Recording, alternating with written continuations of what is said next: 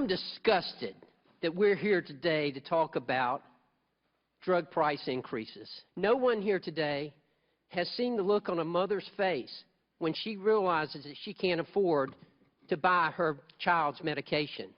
I have. The Georgia Congressman Earl Carter speaking at that hearing on soaring drug prices earlier today. Martin Shkreli, as you may know by now, the key witness, former pharmaceutical company CEO who generated national attention, raising the price of a life-saving pill to $750. Now, he took the fifth today, and he was there smirking and laughing, I guess, throughout the hearing. And Congressman Carter's kind enough to join us now. The question people are asking, I guess, after all of this, and yeah, the guy's been tweeting, and there's more, by the way, online, which I'll tell you about in a second. But what was the point of today? What was accomplished other than just, getting attention to the issue, or as some more cynical people would say, grandstanding in Congress? What was the point?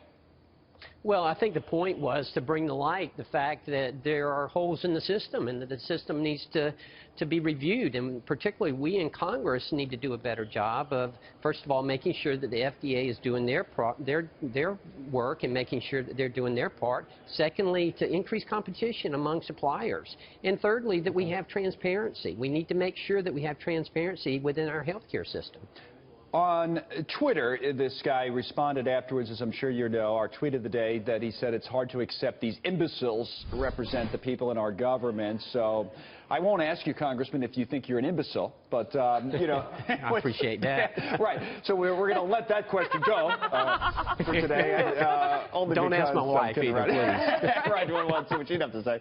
The other thing, he comes out after this just came in, by the way, and he put something else online, and it's hard to kind of follow, but he's basically saying, what do you want us to do? Drop the price of our drugs because then we wouldn't be able to do the research. There's a quote online that I'm reading. We would have to stop doing our research too. Which does he want, referring to a member of Congress? Big Fortune 500 companies to pay less money, or does he want life-saving drugs? I believe that he, in this particular quote, I think, is Congressman Elijah Cummings, and the two of them had not exactly a back and forth because Shkreli wasn't speaking, but I guess his point is, hey, listen, if we want to do our research, we've got to charge more for the drugs, and you say?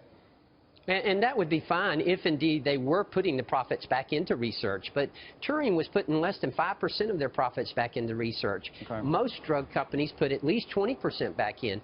Let's face it, this guy and Shkreli and Turing were exploiting the market. They were price gouging. So what changes can you make as a Congress, specific changes, whether they're laws, regulations, what can we expect?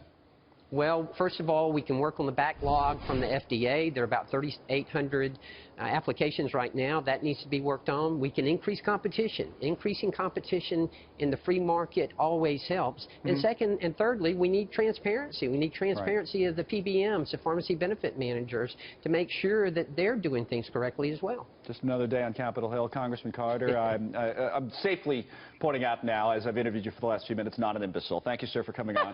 Thank you very much. Thank y'all.